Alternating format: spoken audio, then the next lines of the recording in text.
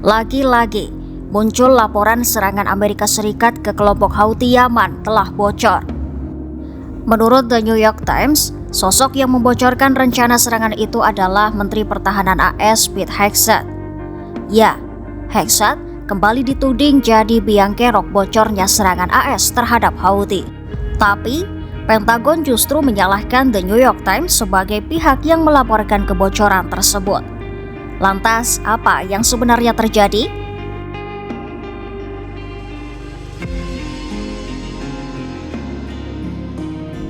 The New York Times melaporkan, Menteri Pertahanan AS Pete Hegseth telah membagikan rencana perang AS ke Houthi Yaman dalam sebuah obrolan di aplikasi pesan grup Signal.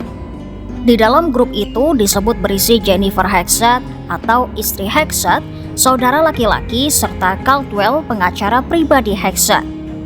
New York Times juga mengatakan, informasi yang bocor termasuk jadwal penerbangan FA-18 Hornet yang menargetkan Houthi di Yaman. Kantor berita Reuters juga melaporkan hal serupa dengan mengutip sumber yang mengetahui masalah tersebut.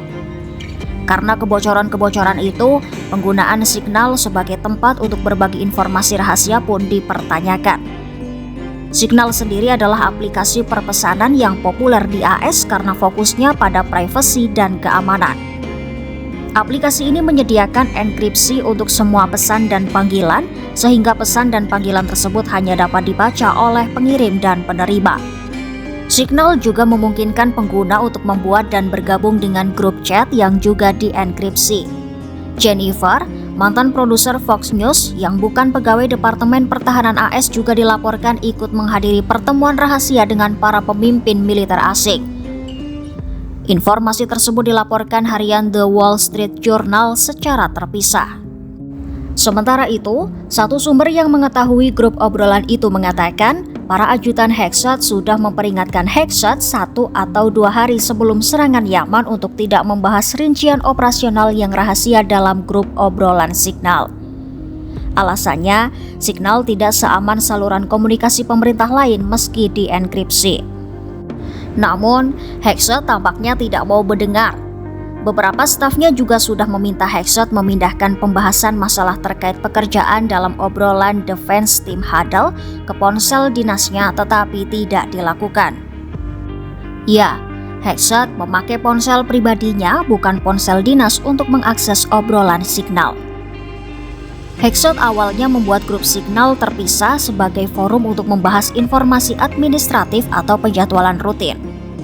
Dua sumber New York Times mengatakan Hegseth biasanya tidak menggunakan obrolan Signal untuk membahas operasi militer yang rahasia. Dalam obrolan grup itu juga tidak ada pejabat tinggi atau menteri lainnya. Darren Selnick, penasehat Hegseth, dan Caldwell, pengacara pribadi Hegseth, kemudian dituduh membocorkan informasi rahasia dan dipecat lalu dikawal keluar dari Departemen Pertahanan. Keduanya termasuk di antara 3 mantan pejabat tinggi Departemen Pertahanan yang mengaku tidak bersalah.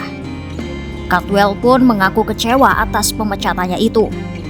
Pemecatan Caldwell juga dianggap mengejutkan karena posisi Caldwell penting bagi Hegseth.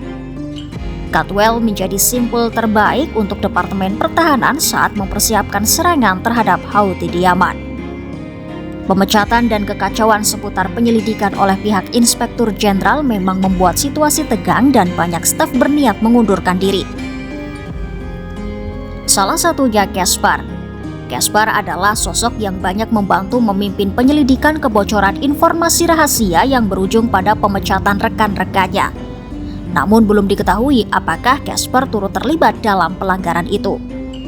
Setelah Caldwell, Pentagon juga memecat Colin Carroll, Kepala Staf Wakil Menhan Steve Winberg, namun Pentagon tidak memberikan komentar terkait pemecatan tersebut. Mantan juru bicara Pentagon John Alyat juga mengumumkan pengunduran dirinya, namun Pentagon mengatakan Alyat meminta untuk mengundurkan diri. Selama 100 hari pemerintahan Trump, Pentagon sudah didera banyak pemecatan perwira militer senior.